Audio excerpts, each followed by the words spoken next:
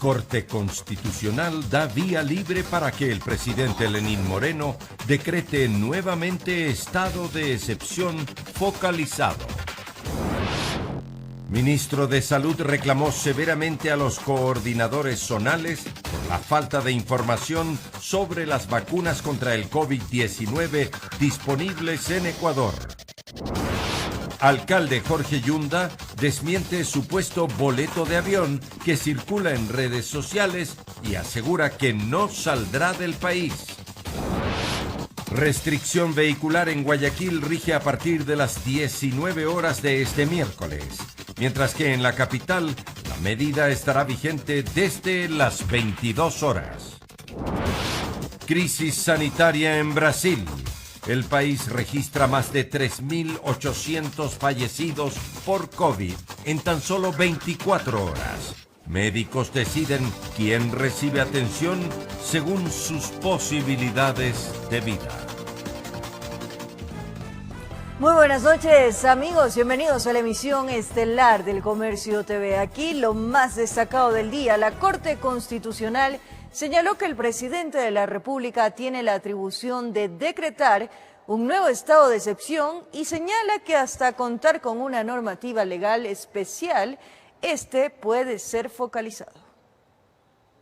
A través de un comunicado, la Corte Constitucional indicó que el presidente de la República tiene la facultad de dictar estado de excepción y que este puede ser focalizado. Es decir, ya no en todo el territorio nacional, y eso es lo que ahora ratifican con ese comunicado.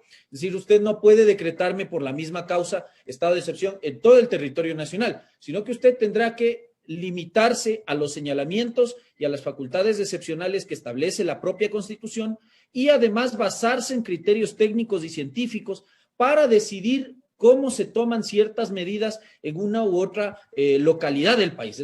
Ante esto, el Comité de Operaciones de Emergencia Nacional analiza la situación en cada cantón y provincia. Nosotros tenemos la obligación de cuidar la salud y para eso necesitamos medidas. Si en este camino de privilegiar la vida de los ecuatorianos se necesitan tomar decisiones focalizadas, pues yo no descarto esa posibilidad. La única autoridad que puede decretar el estado de excepción es el presidente de la República, pero para ello se necesitan informes técnicos con los siguientes registros. El tema de la capacidad hospitalaria de la red pública, los números de fallecidos y algo que ha sido muy determinante en todo esto, que son las incivilidades, ¿no? Es decir, las inconductas ciudadanas que los maneja el ECU 911. El presidente de la República, el COE nacional, los COEs cantonales, tendrán que sentarse a estudiar, trabajar en conjunto para analizar en qué localidades, en qué jurisdicciones territoriales del país se daría la fundamentación o habría la necesidad de decretar un estado de excepción, por ejemplo, confinamientos, o no necesariamente confinamientos, sino tal vez horarios de toque de queda. Las provincias que están en la mira del COE nacional por la emergencia sanitaria son Guayas, Pichincha, Manabí, Loja y Santo Domingo, informó Valeria Navarro. Porteña llegó a un pico de 25. Y empezó a preocupar a las autoridades locales, quienes inmediatamente emprendieron acciones encaminadas a evitar que se siga propagando el virus y se nos venga una historia similar a la ocurrida hace un año. Habrá circulación vehicular, carros particulares, señores, hasta las 7 de la noche. Transporte público garantizado en horarios habituales, es decir, después de las 7 de la noche, 10 de la noche en un caso, 11 de la noche en otros, igual los taxis. Además, la alcaldesa garantizó el permiso durante las 24 horas para quienes realizan entregas a domicilio de alimentos y todos quienes conforman el grupo de cadenas logísticas. Incluso aclaró que esta medida no restringe la movilidad de cada persona, solo aplica a medios de transporte particulares. En la práctica, ¿qué significa? Que después de las 7 de la noche el que tiene un carro particular no puede salir. Pero si quiere salir a la tienda a comprar a pie, puede moverse, a donde sea. Si quiere ir en bicicleta a visitar a su mamá, puede moverse en bicicleta, a donde sea. Viteri señaló que toda persona que deba ser entubada e ingresada en salas UCI será trasladada en ambulancias del Cuerpo de Bomberos de Guayaquil. También indicó que ya están coordinando con la Iglesia y las Naciones Unidas para la compra de nuevos kits de alimentos. Pero además aseguró que busca lograr acuerdos con alcaldes de cantones vecinos para caminar juntos en un solo objetivo. Esto es sencillo, aquí se cierra, la gente se traslada a nuestro cantón hermano, se queda allá, se reúne allá, hay aglomeraciones allá, pero busca curarse acá, porque allá no hay hospitales. Informó José Morales. Los cantones San Borondón, Daule y Durán se adherieron a la mayoría de las disposiciones del COE nacional, sobre todo en materia de tránsito. Sin embargo, a diferencia de Guayaquil, mantuvieron los horarios de atención en el sector comercial. En San Borondón no se dispone una disminución en la jornada laboral y tampoco en horarios de operación comercial.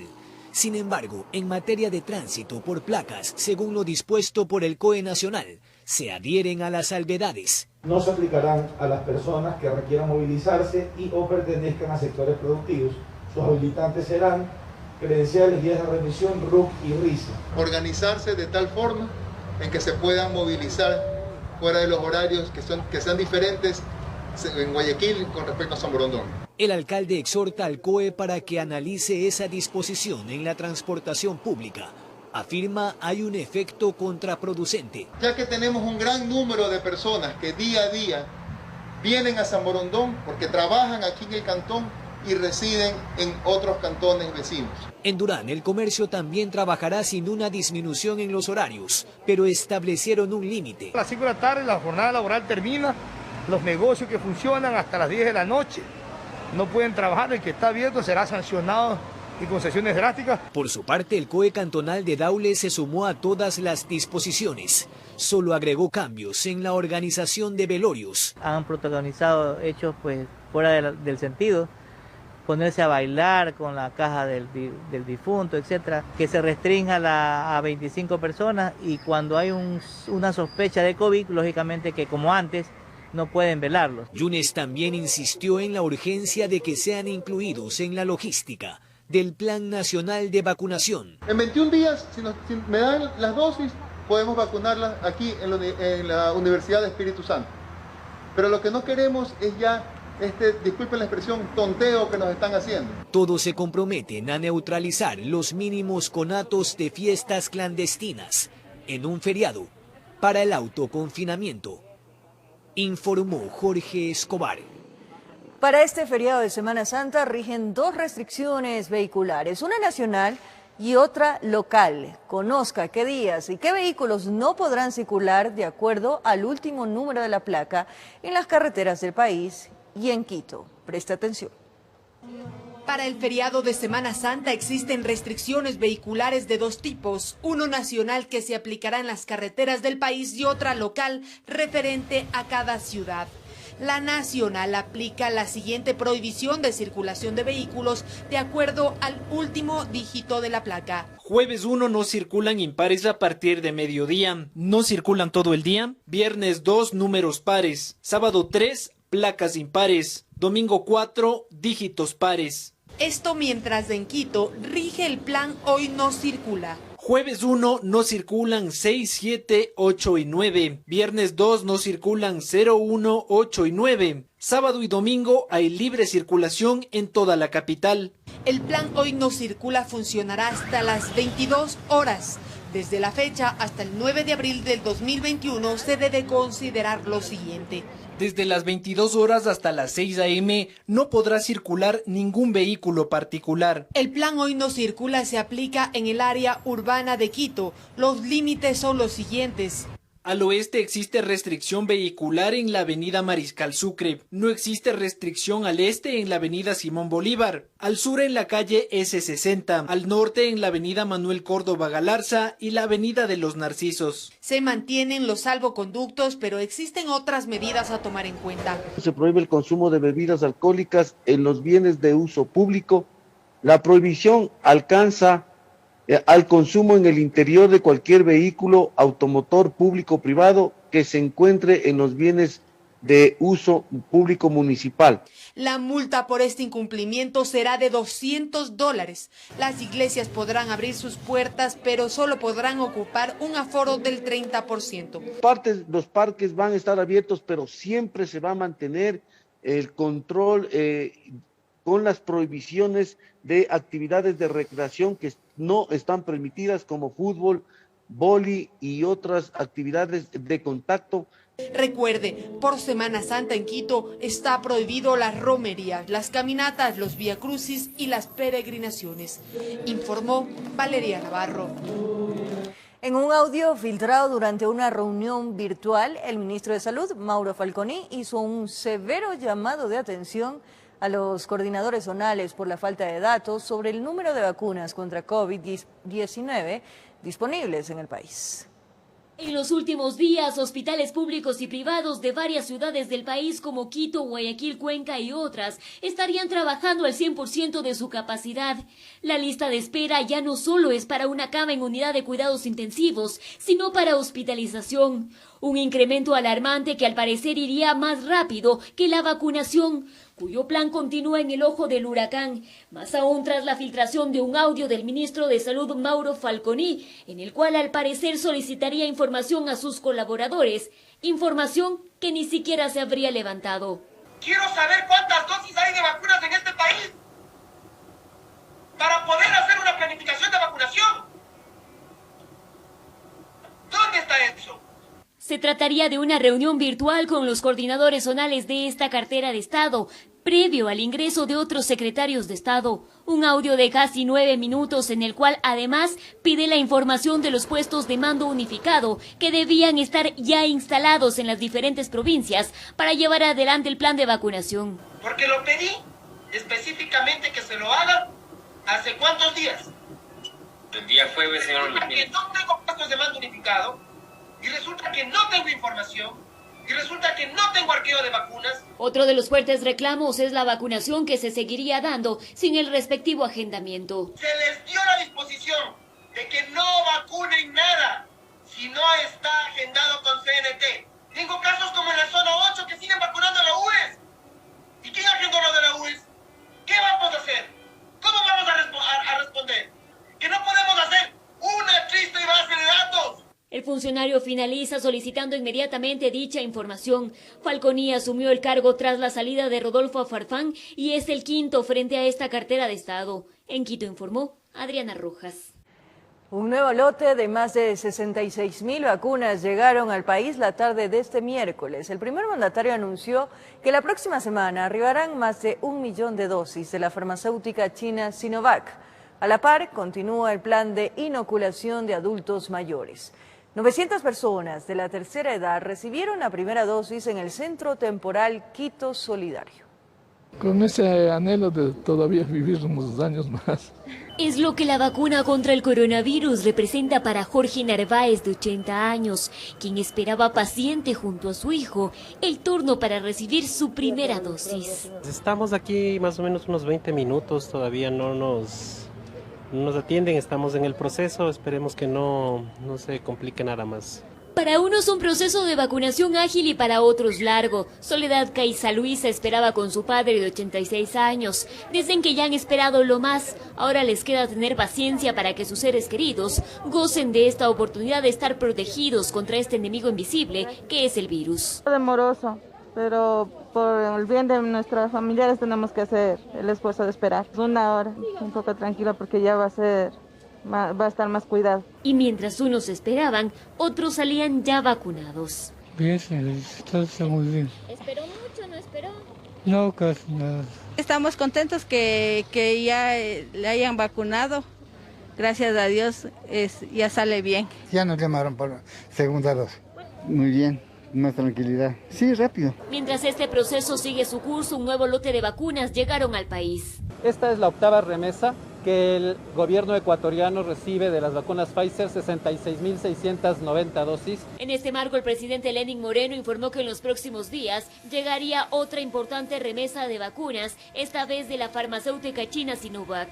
Más de 1.300.000 vacunas que vamos a tener la próxima semana y que nos van a servir para cubrir gran parte del espectro de esa primera fase tan importante de vacunar. Indicó que en todo el país al día se están suministrando 20.000 dosis. Se aspira a llegar a las 50.000. En Quito informó Adriana Rojas. Los adultos mayores que no han recibido el mensaje de texto para ser vacunados, pese a haberse inscrito en el plan vacunarse, deben llamar al 171. Desde el Ministerio de Salud indican que en los próximos días habilitarán un cronograma para la inoculación a personas desde los 65 años en adelante. Los de la tercera edad deben esperar por la llamada o el mensaje de confirmación para recibir la vacuna luego de haberse inscrito en el plan vacunarse. Es cierto, lo dicen los mismos pacientes. Gisela inscribió a su padre. De lo cual nunca tuvimos respuesta y tampoco, obviamente, ningún mensaje ni nada. Sin embargo, esperan porque no tienen otra opción. Paul recibió el mensaje, pero nunca le dijeron cuándo serán vacunados sus padres. Pero desde el 17 de marzo hasta la fecha no ha llegado. Aproximadamente ya van a ser 15 días, ¿no? Desde el Ministerio de Salud Pública tienen una respuesta. Explican que se trata de un proceso dinámico y que a quienes no les han confirmado a través del mensaje de texto tienen que volver a insistir. Tienen que llamar al 171, opción 5, y verificar, obviamente, el proceso que se genera en esa opción. Explican que el país ha recibido 378.950 dosis y que ahora en la fase 1 se está realizando la inoculación a quienes son prioridad. Afirman que tienen listo un cronograma para los adultos mayores en los próximos días, para aquellos que por AV circunstancias no recibieron el mensaje de confirmación. A partir del 10 de abril, todo adulto mayor de 80 años y más podrá acercarse a las jornadas de vacunación, podrá ser libremente vacunado. Sí, solo presentando su cédula. El 16 de abril, todo adulto mayor de igual manera. A partir del 16 de abril, todo adulto mayor de 75 años y más podrá acercarse a cualquier jornada de vacunación, presenta su cédula y accederá a la vacunación. De acuerdo con la planificación, a partir del 21 de abril, los adultos mayores de 70 años o más se podrán acercar a los puntos de vacunación y así poder ser inoculados. Y desde el 28 de mayo, todo adulto mayor desde los 65 años en adelante. María es una jubilada. Nos contó su testimonio. Ella se contagió en el transcurso de esperar por el mensaje de confirmación que nunca llegó. El gobierno actúe rápido con los mayores, que sí hay bastante gente mayor. Entonces, ¿qué sucede con aquellos jubilados para la vacunación? Están dentro de la base de datos que maneja el IES. Estamos en conversaciones con el IES, con la posibilidad ya de iniciar la fase de vacunación en sus jubilados. Se espera que esta fase 1 de inmunización finalice el 31 de mayo. Informó Marilyn Jaramillo. La Arquidiócesis de Quito limitará la realización de ceremonias religiosas durante la Semana Santa a aquellas consideradas únicamente como trascendentales. Las iglesias podrán abrir con el aforo del 30% y se prohíben todo tipo de procesiones durante el Viernes Santo. La Arquidiócesis de Quito, junto con el municipio capitalino, se unen en una campaña de protección ciudadana durante la Semana Mayor de la Iglesia Católica. Conscientes de los riesgos de contagio ante la aglomeración, estos organismos exhortan a los feligreses a vivir esta importante fecha litúrgica desde los hogares, a través de la transmisión de una completa agenda de eventos en sus páginas de Facebook. Para las ceremonias a realizarse de forma presencial, la Arquidiócesis se compromete a mantener el aforo establecido por el COE cantonal. Garantiza el cumplimiento estricto en todas nuestras parroquias eclesiásticas de los procesos y protocolos de bioseguridad y del aforo del 30% en los templos. Para precautelar la seguridad de los clérigos, se efectuarán las ceremonias a puerta cerrada. El día Jueves Santo se va a celebrar en la mañana la misa crismal exclusivamente para sacerdotes en la Basílica del Voto Nacional porque nos garantiza el aforo respectivo. Con respecto a las multitudinarias procesiones de Viernes Santo, la Arquidiócesis aclara que este año no se efectuarán. El día viernes no habrá procesiones, ni de viacrucis por las calles, ni tampoco la procesión del Santo Sepulcro que se acostumbra en muchas parroquias. La Secretaría de Seguridad del municipio de Quito desplegará cerca de 200 agentes de control municipal, quienes realizarán operativos sancionatorios en caso de aglomeraciones en las afueras de los templos religiosos. Por aglomeraciones, la sanción es del 25% en un salario básico, el mismo valor por no tener mascarilla o por mal usar. La invitación está hecha para vivir la fe católica desde la intimidad de los hogares, recordando que el distanciamiento social es una de las armas más efectivas para combatir al coronavirus, informó Paola Castillo. Procesiones religiosas en Riobamba, aglomeraciones ciudadanas e irrespeto a las medidas de bioseguridad son parte de los videos captados por usuarios a través de las redes sociales y cámaras del ECU 911. Ecuador suma hasta hoy más de 328.000 enfermos. Si de aglomeraciones hablamos, al parecer los ecuatorianos no entienden el grado de riesgo que eso conlleva. Procesión del Señor del Buen Suceso, esto en Riobamba. La imagen recorrió varias cuadras acompañado de un fuerte contingente policial y a los costados los fieles reunidos, juntos, muy cerca de su patrono. El recorrido inició con banda incluida pese a los llamados de la autoridad para evitar focos de contagio que, como estos, elevan el riesgo de contraer el virus. Desde otro punto se ve que la gente camina con niños, echan pétalos y van rezando para que acabe la pandemia, pero lo más seguro es que de allí salgan posiblemente más enfermos. Pero dejamos Riobamba y nos vamos a un extremo del país, Tulcán. Aquí las cámaras del ECU 911 captaron una feria libre con un grupo considerable de personas comprando y haciendo sus actividades, como si la COVID-19 no existiera. En Ibarra la gente se concentra en las esquinas sin distanciamiento. Azuay, esta feria libre se ha convertido en un verdadero problema, los vehículos estacionados y la gente sin respetar los metros de distancia. Mientras que Babahoyo no es la excepción. Aquí hay ciudadanos que por el clima y el sol se bajan la mascarilla mientras hay gente a su alrededor. Todas estas aglomeraciones que elevan así la posibilidad de que más ciudadanos se enfermen. Según el Ministerio de Salud Pública, hasta el momento son 328.755 casos confirmados de COVID-19 y 16.847 fallecidos entre confirmados y probables. Esto con corte hasta este miércoles, porque el lunes eran 325.124 casos positivos, es decir, en los últimos 2 días hubo un incremento de 3.631 enfermos más.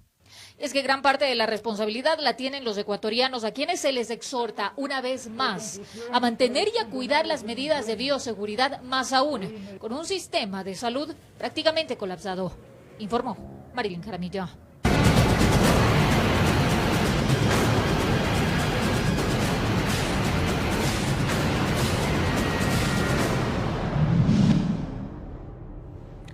Brasil registra un nuevo récord en plena crisis de la pandemia, cerca de 3.800 fallecidos en un solo día. En medio de esta cruda realidad, médicos toman la decisión de quitar respiradores y camas a pacientes graves para utilizarlos en quienes tienen más posibilidades de vida. Marzo es el mes que está catalogado como el peor de la pandemia en Brasil. Solo en 24 horas los fallecidos asociados con COVID-19 sumaron los 3.780, un récord, pues esta cifra no se había experimentado ni en los momentos más críticos. Eso sumado al colapso de los hospitales, que no es nuevo, sin embargo es lo que más temor causa. No hay camas y qué hablar del oxígeno que se agota. Es por eso que médicos se han visto en obligación de quitar respiradores y camas a pacientes graves para utilizarlos en quienes tengan más posibilidades de vida. La gente está desesperada y pese a este panorama, miles de residentes del país han decidido ignorar las restricciones. La gente se está muriendo ahí dentro. Esto no es un juego. No solo son los hospitales, en los cementerios tampoco hay capacidad para más muertos. Aún así, los habitantes siguen cavando tumbas debido a las miles de personas que a diario mueren. Y pese a ello, los expertos creen que lo peor está por llegar. Nunca un solo acontecimiento provocó tantos fallecimientos en 30 días en la historia de Brasil. Estamos en el peor momento, con el mayor número de muertes y de casos, lo cual indica que abril será todavía muy malo.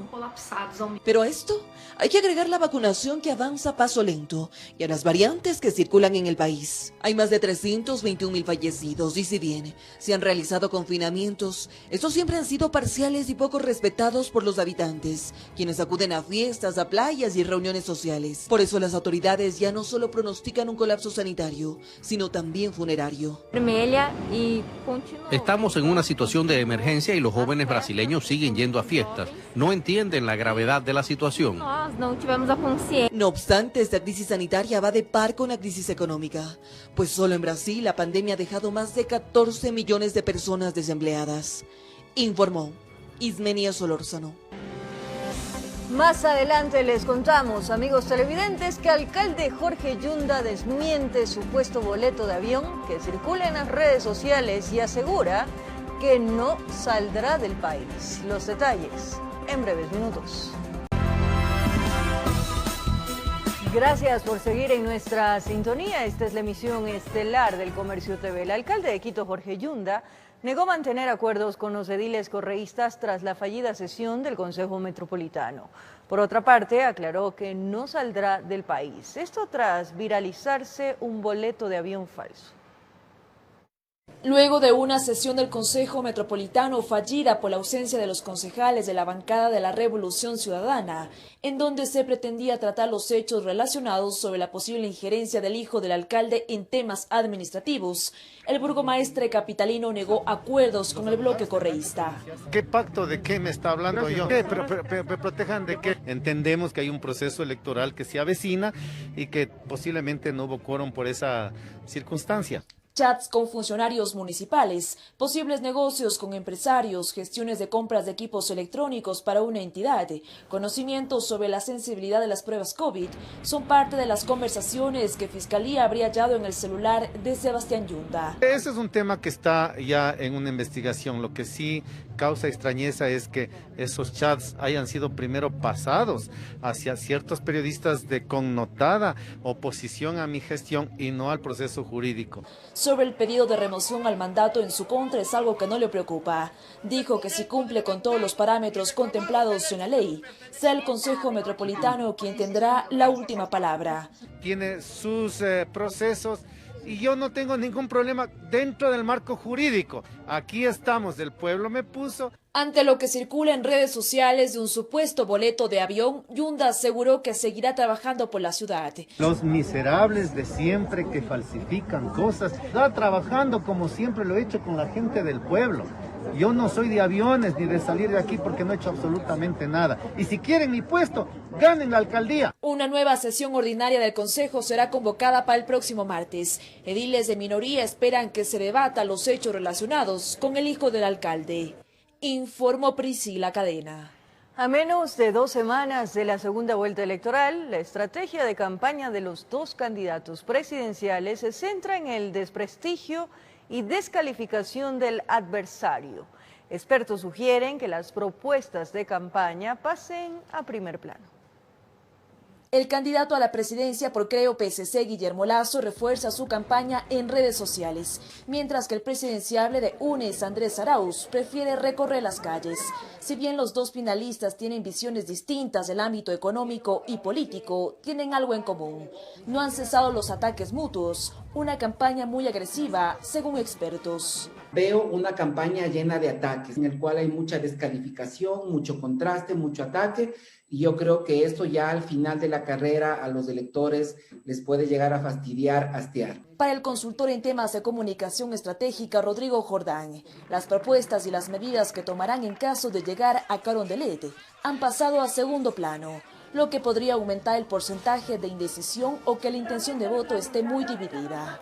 No han hecho es hablarle claro al país y decir con qué cifras, con qué recursos, con qué tipo de personas van a trabajar en concreto. El analista político Santiago Basabe explica que esta batalla se extiende a todo nivel y que era previsible, pero menciona que tiene límites y que los jefes de campaña tienen que analizar las implicaciones para que no se revierta en contra de los mismos candidatos.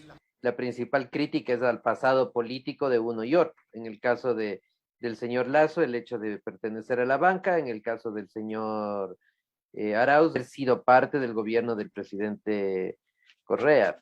Y el punto de la segunda vuelta es buscar los votos que no les favorecieron en la primera vuelta electoral. Entonces, ¿en qué se deben enfocar los dos presidenciables? El catedrático Fernando Carrión señala que la única salida es captar los votos de los excandidatos a través de propuestas. Abrir hacia temas que esos candidatos o ese otro país que no entró a la segunda vuelta estuvo planteando, como el tema ambiental, el tema de los derechos civiles, del empleo, la salud, la corrupción, etcétera, que están totalmente pendientes de ser asumidos. Este es el panorama de cara a la segunda vuelta electoral, informó Priscila Cadena.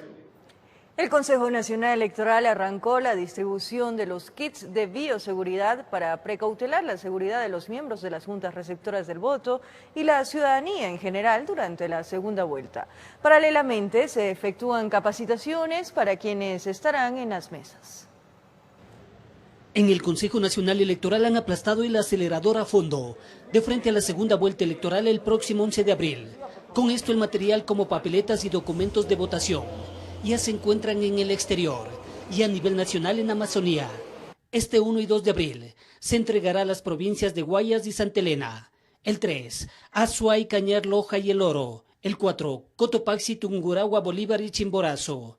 El 5, Manabí y Los Ríos. El 6, Santo Domingo, Carchi, Esmeraldas e Imbabura. Y finalmente, el 9 y 10, a Pichincha. El 8 de abril el sufragio personas privadas de libertad. El programa Voto en Casa está el 9 de abril. Paralelamente, esta semana también arrancó la distribución de los 39.000 kits de bioseguridad por la pandemia del COVID-19. 3 mascarillas para cada uno de los miembros de las juntas receptoras del voto.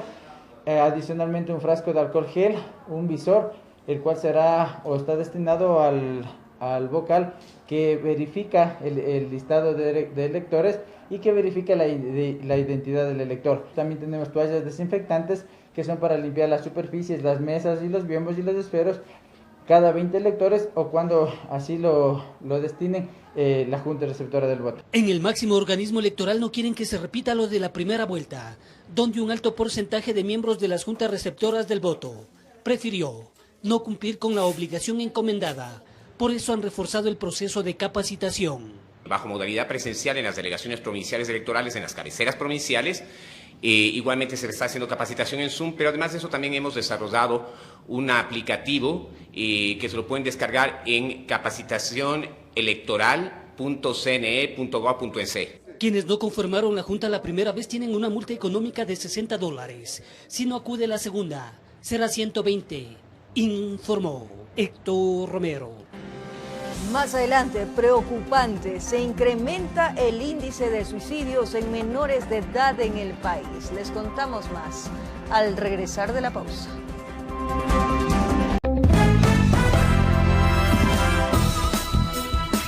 Desde este miércoles entran en vigencia las restricciones a la movilidad en Guayaquil. La circulación vehicular está prohibida a partir de las 19 horas hasta las 5 de la mañana. Por ello, hacemos contacto con nuestro compañero Julio César Saona para contarnos cómo está el ambiente a esta hora en la urbe porteña. Adelante, Julio César, buenas noches, te escuchamos, por supuesto. María Fernanda, amigos televidentes, buenas noches desde acá, desde el puerto principal. ¿Cuál es la novedad? 19 horas en punto y se empezaron a desplegar elementos de la ATM en distintos puntos de la ciudad de Guayaquil. Nosotros estamos en la Avenida de las Américas. Esto quiere decir que esta es una de las rutas que por lo general es bastante transitada por los distintos conductores, los habitantes de la ciudad de Guayaquil. Hay que recordar una cosa importantísima. Esto es una restricción vehicular para automotores particulares, es decir, que los de transportación pública, estamos hablando de taxis, de buses, Metrovía, que es lo que existe acá también, no tiene ningún inconveniente. Vamos a hablar un momento con el jefe de operaciones de la ATM, Luis Lalama, y que nos explique un poco cuál es la temática de este operativo.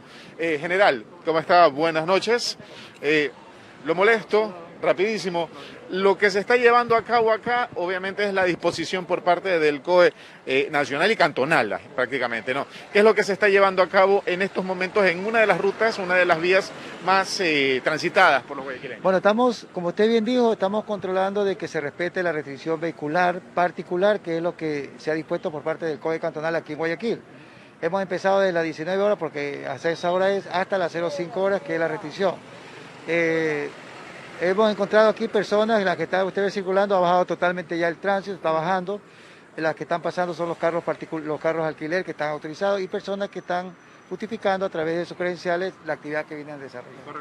¿Ya se están aplicando multas desde el día de hoy o están socializando? Ahorita le hemos dado, recuerde usted que recién empieza la disposición, estamos dando unas 2 o 3 horas para que las personas vayan familiarizándose y se vayan ya retirando de circulación. Posterior ya aplicaremos las sanciones que están establecidas. Correcto. ¿Otros puntos en donde también de pronto se estén efectuando este tipo de operativos? Tenemos 40 puntos en la ciudad de Guayaquil que tenemos operativamente actuando al momento. De esos 40 puntos hay 5 puntos que son de ingreso a la ciudad, es decir, tenemos controlada toda la ciudad. Y no solamente nosotros, estamos también con la Policía Nacional que se ha sumado a estas acciones conjuntamente con la ATM. Listo, muchísimas gracias a Luis Lalama, jefe de operaciones de la ATM. Como podemos ver, ha descendido bastante la cantidad de tráfico vehicular que se da en esta vía, que recalcamos, la Avenida de las Américas acá en la ciudad de Guayaquil, por lo general siempre es transitada por gran cantidad de conductores, de automotores, y que en estos momentos ya vemos cómo reduce prácticamente su flujo vehicular en esta zona del norte de la ciudad de Guayaquil. Ese es el informe que tenemos hasta esta hora de la noche desde acá, desde el puerto principal, lógicamente cubriendo el tema de la restricción vehicular por el tema pandemia COVID-19. Es lo que tenemos hasta esta hora. María Fernanda, ustedes en Quito tienen mucha más información. Muy buenas noches. Buenas noches, Julio César, y un abrazo también hasta la ciudad de Guayaquil. Así arrancan estas nuevas medidas dispuestas en el puerto principal por la alcaldesa de la ciudad. Seguimos con más.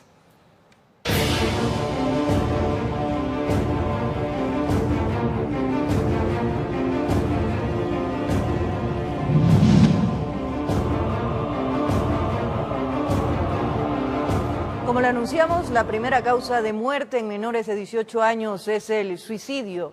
Y pese a que es una problemática que va en aumento, no hay cifras actualizadas sobre el número de casos que, según expertos, se incrementaron con la pandemia. Hay cosas que no se nombran en la vida. No tienen una definición exacta porque el tan solo pronunciarlas produce un dolor irreparable. Los suicidios infantiles están dentro de esa categoría y en Ecuador las heridas parecen ser más grandes que en cualquier otro lugar porque es la primera causa de muerte en menores de 18 años. Los suicidios se están presentando cada vez a menor edad.